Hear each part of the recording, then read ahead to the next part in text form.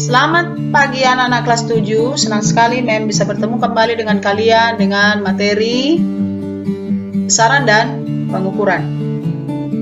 Kemudian pertama-tama kita harus bahas dulu tentang konsep di dalam besaran.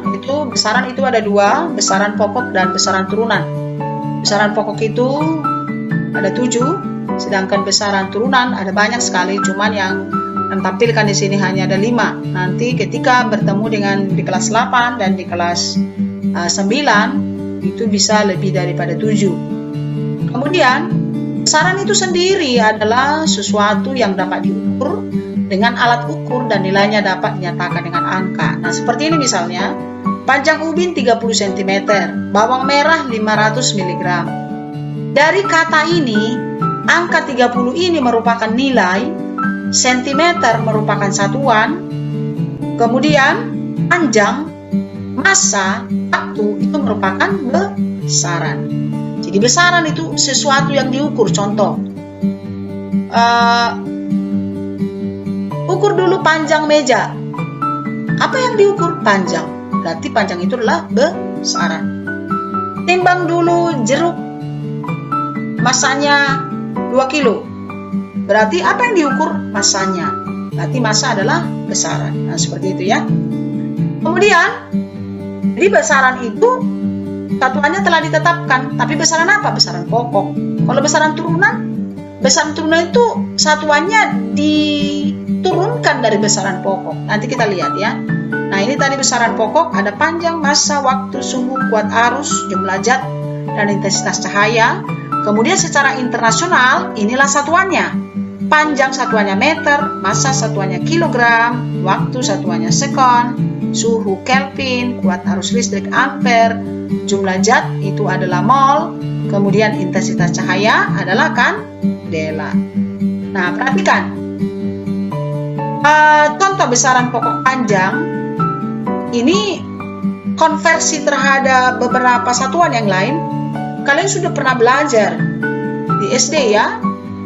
Artinya dari kilometer sampai milimeter sudah harus tahu. Kilometer ke milimeter itu dikali 10 tiap lengkapnya. Kemudian kalau ke atas dari milimeter ke kilometer tinggal dibagi 10 setiap lengkapnya. Tapi kalau kilometer kuadrat, kalau ada pangkat 2, kilometer kuadrat, hektometer kuadrat, berarti setiap lengkap 100, kebalikannya dibagi 100. Kalau kilometer pangkat 3, berarti dikali 1000, dari bawah ke atas dibagi 1000. Nah, seperti itu ya. Begitu juga dengan inch. 1 inch 2,54 cm. Nanti kalau ditanya, kalau 2 inch, berarti tinggal dikalikan dengan 2,54 cm. Kalau mau dirubah ke meter, berarti dari centimeter ke meter berarti dibagi 100. Seperti itu. Kemudian massa. Massa dengan berat itu dua kata yang berbeda. Ya, benar-benar berbeda. Tapi di dalam kehidupan sehari-hari, kadang-kadang ketika kita membeli sesuatu, kita bilang beratnya. Beratnya berapa, Bu? 2 kilo. Salah ya. Jadi harusnya apa? Massanya. Kenapa berbeda? Karena massa itu di mana saja sama. Makanya ada hukum kekekalan massa, namanya massa tidak bisa diciptakan dan tidak bisa dimusnahkan. Ya. Jadi kalau massa kita di bumi ini 50 kg misalnya, Mem, saya timbang massa saya itu 65 kg. Saya kalau pergi ke bulan tetap 65 kg. Tetapi berat saya di bumi itu dipengaruhi gravitasi bumi. Bagaimana caranya? Massa Mem tadi yang 65 kg itu dikali gravitasi bumi berapa? 10. Ya, berarti 650. Satuannya apa? Newton. Kalau saya pergi ke bulan atau ke planet lain, maka akan dipengaruhi gaya gravitasi di sana. Nah, perlu kalian tahu bahwa gaya gravitasi di planet lain itu adalah 1/6 kali gaya gravitasi bumi. Makanya kalau kalian lihat astronot, ya mereka di sana itu seperti mengambang. Ya, mereka bisa seperti terbang karena di sana lebih ringan, gaya gravitasinya kecil kalau dibandingkan dengan di bumi. Kemudian berikutnya adalah apa? Besaran pokok yang berikutnya adalah waktu. waktu ya. Waktu itu satuannya sekon kalau besaran pokok. Jadi dalam perhitungan nanti kalau tidak sekon berarti harus dirubah ke sekon. Kalau tergantung kepada soal lah ya. Nah, ini juga sesuatu hal yang sudah biasa. 1 hari berapa jam, 1 jam berapa menit, 1 menit berapa sekon. Nah, itu. Kemudian suhu. Suhu itu alat ukurnya termometer ya. Termometer badan, termometer laboratorium itu berbeda. Kemudian ada disebut dengan termometer raksa karena dalamnya ada raksa, termometer alkohol dan alkohol. Ada juga termometer logam ya. Itu dipakai untuk untuk mengukur suhu. Biasanya di peleburan besi atau enggak baja. Satuan yang digunakan dalam kehidupan sehari-hari Celsius, tapi kalau dalam SI adalah Kelvin. Itu harus dikonversi. Bagaimana cara mengkonversinya? Tinggal ditambah 273 kalau diketahui Celsius. 0 derajat Celsius 273 Kelvin. Kebalikannya tinggal dikurangkan. Perhatikan contoh berikut. Si Anissa memanaskan air sehingga suhunya mencapai 65 derajat Celsius. Berapakah suhu tersebut dalam Kelvin? Jumlahkan saja dengan 273. Jadi itu harus kalian ingat. Berikutnya ada disebut dengan bentuk baku. Ini juga tepat sekarang juga kalian belajar matematika tentang bentuk baku. Bentuk baku itu diaplikasikan pada kelipatan 10. Contoh 100 berarti kan angkanya 2. 100 kan 100. Karena 2 angka nolnya berarti jadi pangkat 2. Jadi 100 sama dengan 10 pangkat 2. Kalau 1000 berarti angka nolnya 3, berarti 10 pangkat 3. Kalau 100.000 berapa? 5, berarti 10 pangkat 5. Kebalikannya, kalau negatif berarti setelah angka 0, berapa angka setelahnya? Contoh nih, 10 pangkat minus 4. 0,0001. Setelah angka 0, ada berapa angka? 1, 2, 3, 4. 0001 berarti 10 pangkat minus 4. Nah begitu ya. Nah begitu juga dengan 675,25. Kalau dibikin dalam bentuk baku ya, diambil angka 6, setelah angka 6 ada berapa angka 6 ya? Angka 6 berarti 6,7525. Kenapa 2 di belakang koma? Karena 675. 2 angka setelah angka 6. Ya, berarti angka 2. Nah, seperti itu ya. Berikutnya, besaran turunan. Tadi besaran turunan itu diturunkan dari besaran pokok, satuannya. Coba kita lihat, apakah benar luas diturunkan dari besaran pokok? Dari besaran pokok. Luas itu kan rumusnya panjang kali lebar. Contoh, luas daripada buku tulis, buku catatan. Panjangnya pasti kita gunakan penggaris kan untuk mengukur. Satuannya pasti sentimeter. Sentimeter kan tentunya bisa dirubah ke meter. Lebarnya juga sentimeter, dirubah ke meter. Berarti satuan luas adalah meter pangkat 2. Meter itu satuan dari apa tadi? Dari panjang. Berarti luas diturunkan dari besaran pokok panjang. Begitu juga dengan volume kan, sisi pangkat 3. Ya, sisi pangkat 3. Jadi sentimeter pangkat 3 atau meter kali meter pangkat 3. Meter itu satuan dari panjang, berarti volume diturunkan dari besaran pokok panjang. Sekarang berat. Berat itu kan W ya, sama dengan M kali G. M itu apa? Massa. Massa itu satuannya kilogram. G apa? Gravitasi. Gravitasi itu satuannya apa? Meter per sekon kuadrat. Meter kan satuan panjang. Sekon kuadrat, sekon satuan waktu. Berarti berat diturunkan dari besaran pokok apa? M tadi, massa. Berarti massa, kemudian meter panjang, massa panjang, sekon tadi apa? Waktu, besaran. Maka berat diturunkan dari besaran pokok, massa, panjang, dan waktu. Seperti itu. Tugas kalian nanti untuk gaya dan massa jenis. Setelah pertemuan nanti baru Mem sampaikan. Kemudian kita lanjutkan dengan satuan baku dan satuan tidak baku. Tentunya kalau satuan baku itu adalah hasil pengukurannya sudah tetap artinya siapapun yang mengukur nilainya sama. Misalnya nih mengukur panjang meja yang sama ya, diukur si A 1 meter, si B dengan alat ukur misalnya penggaris yang 30 cm lah ya. Kalau si B mengukurnya ya harus dengan 1 meter juga. Kenapa? Kalau misalnya terjadi perbedaan itu masalah ketelitian ya. Makanya dalam kerja IPA itu kan harus ada sikap teliti ya, sikap teliti. Nah, ya.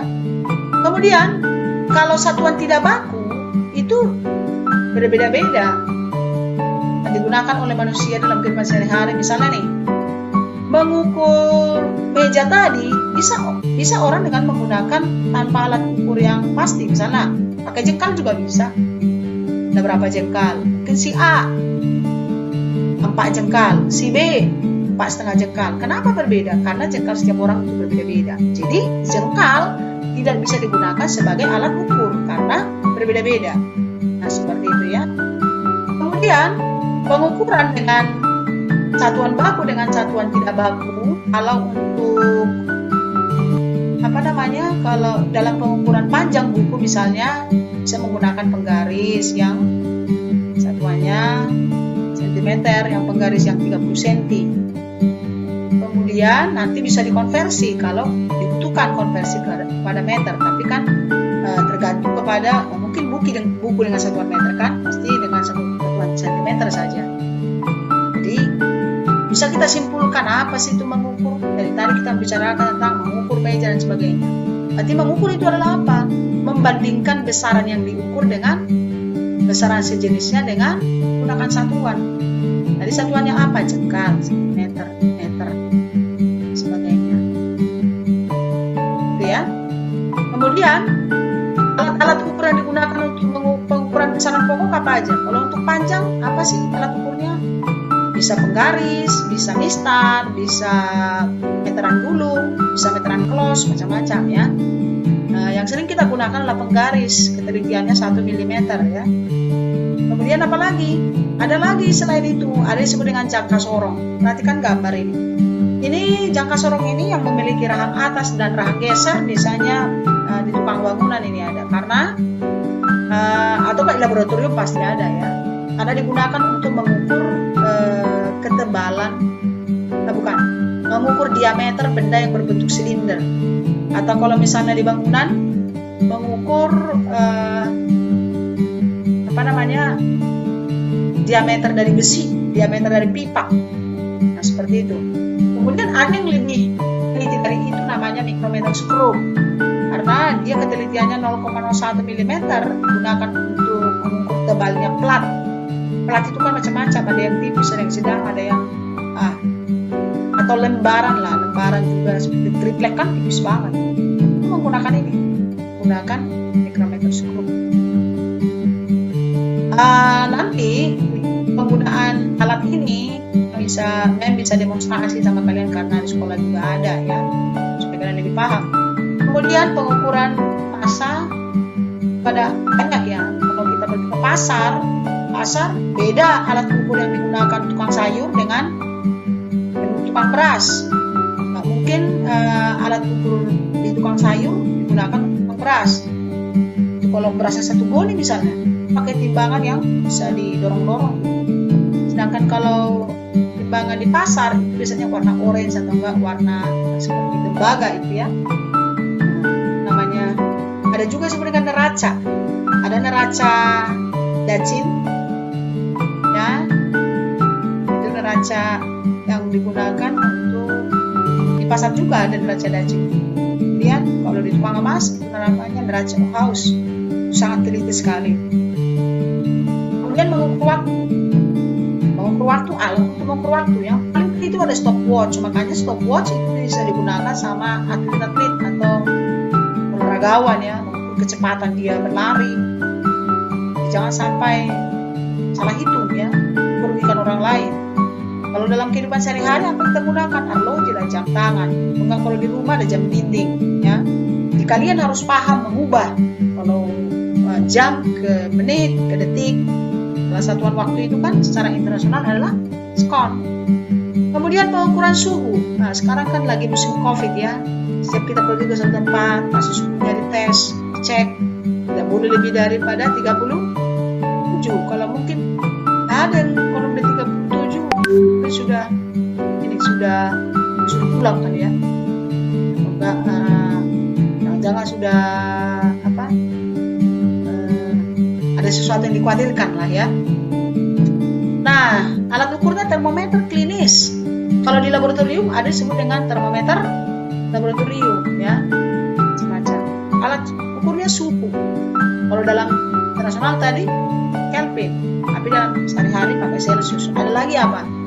Ada Reaumur, ada Fahrenheit. Fahrenheit itu biasanya laboratorium juga. Atau enggak di logam-logam, di peleburan logam pakai Fahrenheit. Oke, berikutnya contoh pengukuran besaran turunan. Nah, seperti apa tadi, luas. Nah ya, seperti ini tadi sudah menjelaskan tentang luas, volume. Nah, yang harus kalian pahami ada lagi nih, bagaimana kalau mengukur volume zat cair. Ya, digunakan alat ukur, namanya apa? Namanya gelas ukur. Di dapur juga suka ada alat ukur, misalnya kalau ibunya suka bikin kue, ada bentuk mangkok yang ada alat ukurnya. Ada juga yang apabila kalian punya adik yang memiliki dot ya, tempat minum susu, itu juga ada ukuran-ukurannya. Itu bisa digunakan sebagai alat ukur zat cair ya, namanya kalau di laboratorium namanya gelas ukur ya, gelas ukur udah tertentu itu. Kemudian bagaimana kalau benda yang tidak beraturan dan wujudnya padat? Misalnya ini batu kerikil yang di luar, bagaimana cara mengukur volumenya? Caranya adalah dengan memasukkan benda tersebut ke dalam alat ukur atau gelas ukur yang telah diisi air, kemudian diamati kenaikan zat cairnya. Contoh, kita isi air di dalam gelas ukur, kemudian kita amati, misalnya nih 100 ml, kemudian kita masukkan batu ke dalamnya, naik menjadi 110 ml. Berarti volume batu itu adalah 110 dikurang 100 menjadi 10 ml lah volume batu tersebut. Nah, kayak gitu ya. Nah, sampai cukup segitu yang seperti itu yang bisa menjelaskan pada hari ini. Nanti mengenai kamu lebih paham, nanti kita akan buat demonstrasi dan praktek-praktek yang bisa kamu lakukan supaya memudahkan kamu memahami. Nanti ada kerja latihan LK 7.2 memang akan nanti kirimkan melalui WhatsApp LK-nya supaya bisa kamu kerjakan. Demikian pelajaran kita pada hari ini. Semoga anak-anaknya mampu memahami. Silahkan bisa ditulis secara garis besar dari apa yang Mem sudah sampaikan ini tentang bab besaran dan pengukuran. Terima kasih, selamat